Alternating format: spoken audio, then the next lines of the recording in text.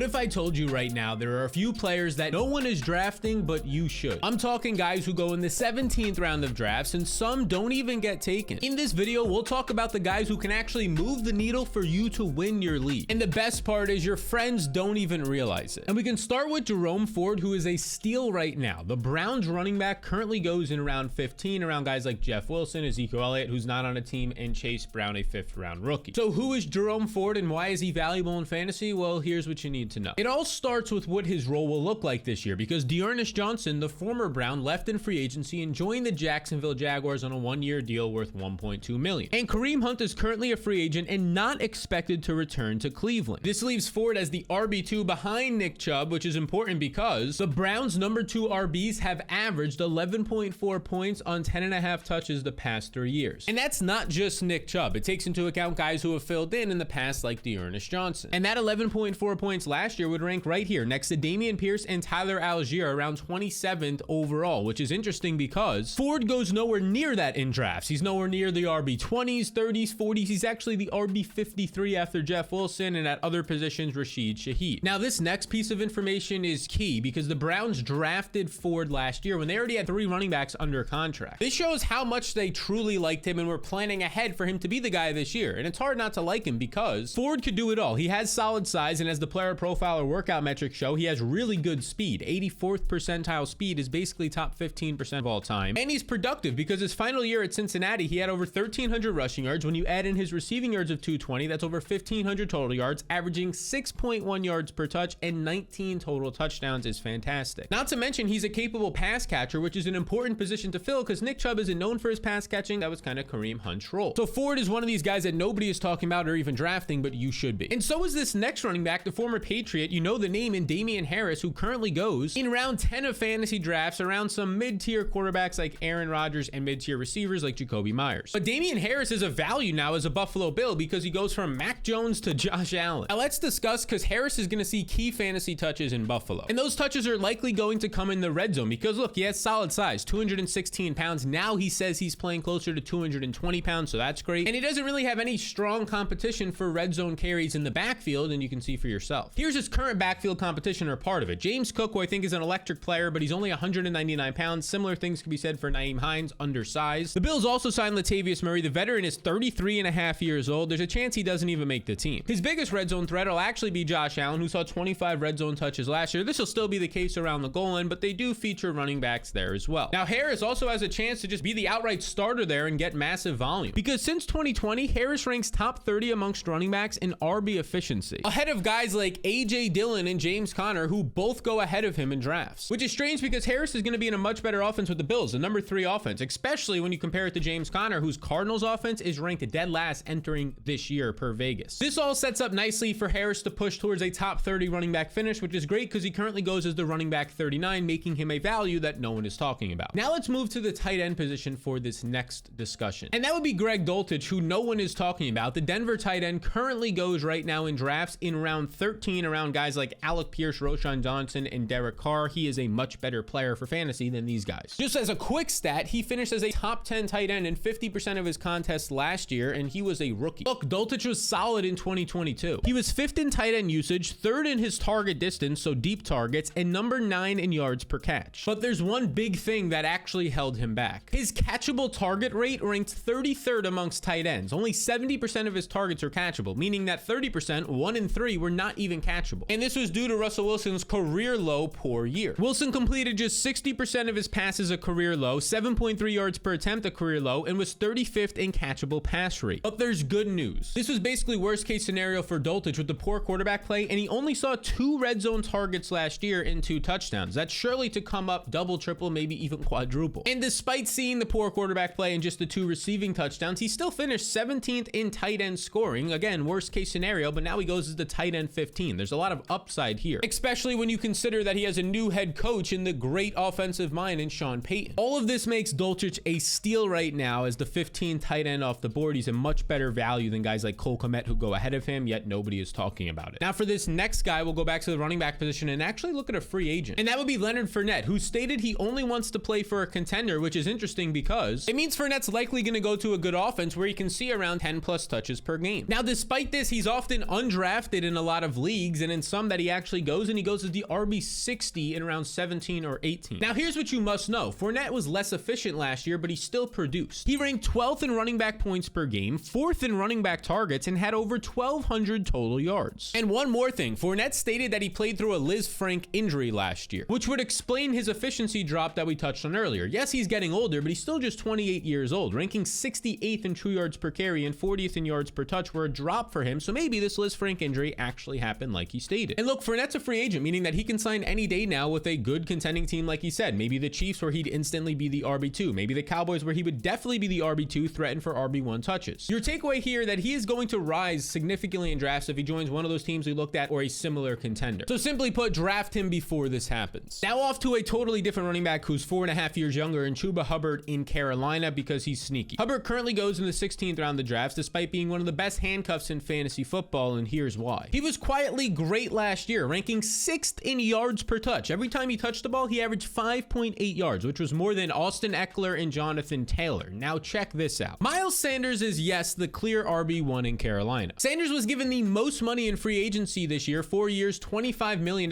which is a hefty sum of money at the running back position these days, showing that the Panthers really want this guy. Now I mention this because, yeah, it's clear he'll be the running back one, the money. He's also reunited with his former running backs coach, which is a big reason why he's there in Deuce Staley. But I bring all that up to show that Chuba Hubbard has no competition for the RB2 role between Raheem Blackshear and Spencer Brown. We could start with Blackshear, who had some work last year. He was an undrafted free agent, an athletic guy, but he only averaged 3.3 yards per carry, which was 77th in the NFL. And then for Chase Brown, in his 2 seasons in the NFL, he's played in just 3 games and has 9 career rush attempts. So like I said, no competition. Now one more thing. Miles Sanders is often injured. As we go through here, you can look at these. Since 2020, he's had hamstrings, he's had a lot of knee injuries, he's actually had a fracture in his hand in there as well, a hamstring that he had last year. That's 9 injuries in 3 years. He's missed 20% of his games during that time. And Sanders is projected to miss by Draft Sharks 3 to 4 games in 2023, which makes Hubbard a very appealing option in round 16 of drafts. Now this next backfield we'll talk about, absolutely zero people are talking about these guys. But before we get there, I have a quick question for you. Do you want to win your fantasy league, beat your friends, and take home a championship? Well, if so, the fantasy blueprint is for you, because this blueprint has everything you need to do just that, and it's simple to get by following the 2 quick steps in the description below. Now, hundreds of people have already signed up for it, so if you want to join them, I'll give you even more of an incentive to do so. It's risk-free. If you don't make your fantasy playoffs, I will refund the minimum deposit of $5 to $10 depending on when you're watching this to get the blueprint. Everything you need to know about how to get the blueprint and alternative ways will be linked down below in the description. Check it out right now. Now that backfield that nobody is talking about, and the running back specifically there, let's go to the NFC. And it's 2 guys. The first one being Ty Chandler, who some of you are probably like, who the heck is that? And the second one being Dwayne McBride. This is the Vikings backfield that is fighting for the running back 3 job as we speak. Typically, there isn't much fantasy relevance here, but because of Dalvin Cook's current situation, there's a lot. And that current situation is rumors every day that he will be cut or traded. They tried to trade him to Miami in March. Now there's rumors coming out that the Jets and Cowboys are interested, and based on him not wanting to take a pay cut, this seems likely that he won't be a Viking this year. And maybe by the time you're watching this, he's not, which means that Ty Chandler and Dwayne McBride will be fighting for the running back 2 role. And that's significant because they would become one of the best handcuffs in fantasy football, because the Vikings were 6th in offensive rating last year. Now, both of these backs are currently free in drafts, but they will probably jump up to like the 13th, 14th, or 15th rounds. You might as well take them while they're free. And we can start with Ty Chandler, who was taken in the 5th round last year. In his final year, he was finally given the workload at UNC when he transferred. He put up over 1,000 rushing yards,